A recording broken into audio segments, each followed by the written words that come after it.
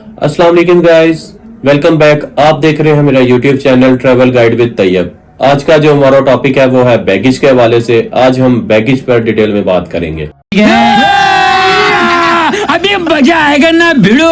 Video शुरू करने से पहले जो मेरे चैनल पर न्यू आए हैं, आप सबसे गुजारिश है कि मेरे चैनल को लाइक, फॉलो और सब्सक्राइब करें और बेल आइकन को जरूर प्रेस करें ताकि मेरी हर न्यू आने वाली वीडियो से आप बाखबर रह सकें। तो चलें शुरू करते हैं। बैगेज, मोस्टली लोग जब फ्लाइट के लिए बैगेज प्रिपेयर करते हैं तो वो बहुत सी कॉमन गलतियां जो करते हैं। सबसे इंपॉर्टेंट बात जो लोगों के जहन में नहीं रहती, सबसे इंपॉर्टेंट बात यह है जो फ्लाइट ले रहा है उसको ही चाहिए वो बैगेज अपना प्रिपेयर करे ताकि उसको पता हो कि कौन सी चीज मैंने किस जगह पे रखनी है या रखी है। अब लोग बोलेंगे कि ये क्यों जरूरी है, इसका जवाब मैं आगे आपको वीडियो में दूंगा। नंबर 2, बैगेज दो तरह के होते हैं। एक वो होता है जब आप फ्लाइट लेते हैं तो एक बैगेज जो चेक इन करवाते हैं और वो बुक हो जाता है, एक वो बैगेज होता है। और एक वो बैगेज होता है जो आप थ्रू आउट अपने साथ लेके जाते हैं, जिसको हैंड कैरी कहा जाता है। जो आप बैगेज बुक करवाते हैं वो आपको फाइनल डेस्टिनेशन पे मिलता है और जो हैंड कैरी होता है वो आपके साथ थ्रू आउट चलता है। अब जब आप बैगेज प्रिपेयर कर रहे हो तो सबसे इंपॉर्टेंट बात जो आपके जहन में होनी चाहिए कि आपने जो भी आपकी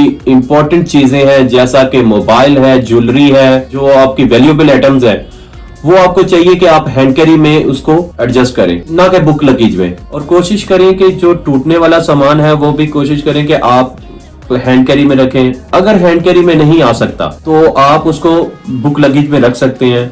उसके बाद जब आप बैगेज प्रिपेयर कर लेते हैं तो सबसे इंपॉर्टेंट चीज है कि आप उसका वेट लाजमी करें ताकि आपको पता हो कि बैगेज का एक्चुअल वेट कितना है, ताकि आगे आपको मुख्तलिफ जो दुश्वारियां होती हैं वो उनका सामना ना करना पड़े। नंबर 3, जब आप फ्लाइट लेने के लिए एयरपोर्ट पे जाते हैं तो उसमें बहुत सी कॉमन गलतियां होती हैं जो आप करते हैं, जिनमें ज्यादातर लेडीज ये गलतियां करती हैं। कौन है ये लोग, कहां से आते हैं? वो बैगेज को हैंडल करने के लिए पोर्टर तो बुक कर लेती हैं, पोर्टर करना भी चाहिए बुक ताकि आप स्मूथली जो है वो बैगेज हैंडल कर सकते हैं।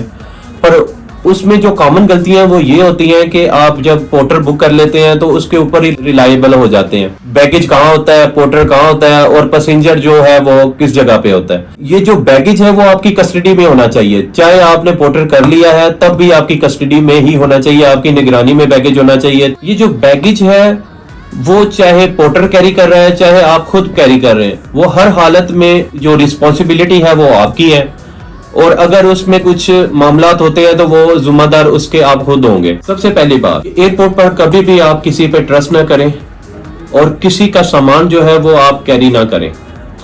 अगर कोई आपको सामान देता है कि आप इसको अंदर तक ले जाएं तो वो आप हरगिज ना लेके जाएं। दुराने सर्च अगर उसमें कोई मामलात निकल आते हैं तो वो उसके जिम्मेदार आप खुद होंगे। इस चीज को नहीं साबित कर पाएंगे और ना ही कह पाएंगे कि आपने जो बैगेज है वो फलां से रिसीव किया और आपको बोला था कि आप जो है ये बैगेज अंदर तक ले जाएं। अगर आपने किसी का सामान जो है वो कैरी कर लिया है, अब आप उसको लेकर डिपार्चर हॉल में एंटर हो गए और दौरान सर्च ASF सर्च वो बैगेज में कुछ निकल आया तो उसके जिम्मेदार आप खुद होंगे। नंबर 4, उसके बाद जब आप डिपार्चर हॉल में एंटर होते हैं आपका बैगेज जो है वो ASF सर्च काउंटर पे सर्च होता है। पहली बात तो ये है कि आपको हर टाइम पोर्टर के साथ होना चाहिए कि आपका बैगेज जो है वो आपके सामने सर्च होना चाहिए। और उसके बाद दूसरी चीज ये है कि अगर ASF का स्टाफ आपको कुछ पूछता है बैगेज के हवाले से तो अगर आपने प्रिपेयर किया होगा, आपने खुद पैक किया होगा तो आपको पता होगा कि इसमें ये चीज है, ताकि वो सर्च के दौरान आपको ज्यादा टाइम नहीं लगेगा। और मे भी अगर आप उनको गाइड कर पाए तो उसका ये होगा कि आपको जो है वो ज्यादा टाइम सर्च पे जाया नहीं करना पड़ेगा और आप उनको मुतमिन कर पाएंगे अगर आपको पता होगा तो। अगर आपको पता नहीं है तो फिर आप वही होगा मामलात के, उसके बाद वो कहेंगे जी बैगेज ओपन करें, बैगेज ओपन करवा के हमें दिखाएं कि इसमें क्या था, तो उसमें ज्यादा टाइम जाया होगा।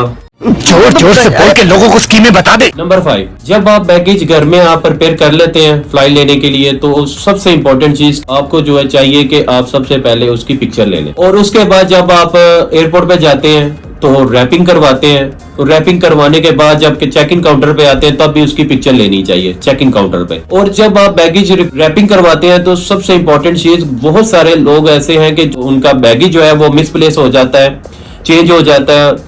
कहाँ होता है वो रैपिंग पे होता है। तो रैपिंग के दौरान आपको चाहिए कि सबसे पहले आप वहां पे अपनी निगरानी में रैपिंग करवाएं और उसके बाद पोर्टर को हैंड ओवर करके साथ उसको लेके चेक इन काउंटर पे जाएं, चेक इन काउंटर पे अपना बैगेज जो है वो प्लेस करें। उसके बाद वहां पे उस बैगेज की 1 बाय 1 पिक्चर लें। उसके बाद वहां भी आपको पूछा जाएगा कि बैगेज में कुछ ऐसी चीज तो नहीं है, क्या आपने बैगेज आप खुद पैक किया था, इसमें कुछ ऐसी चीज तो नहीं है कि जिसमें दुराने सफर आपको जो है दुश्वारी का सामना करना पड़े। तो ये चीजें मोस्टली क्वेश्चंस होते हैं जो हर जगह पे पूछे जाते हैं, इसलिए इंपॉर्टेंट होता है कि जो बैगेज है, जो फ्लाइट ले रहा है, वो खुद उसको प्रिपेयर करे। नंबर 6, उसके बाद जब आप बोर्डिंग गेट पे बोर्डिंग करवाने के लिए जाते हैं तो वहां पे आप देखते हैं कि बैगेज जो है हैंड कैरी बुक हो रहे होते हैं और आप भी इजी रहने के लिए अपना बैगेज जो है वो बुक करवा देते हैं।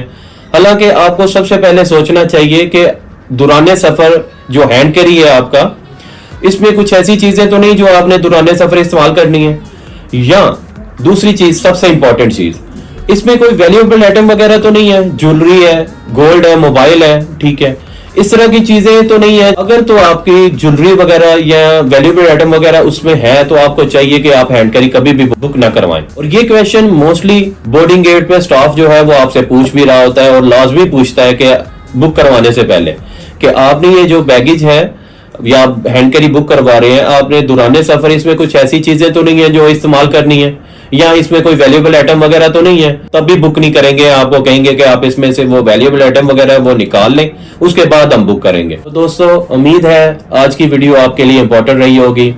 मिलते हैं नेक्स्ट वीडियो में। अल्लाह हाफिज।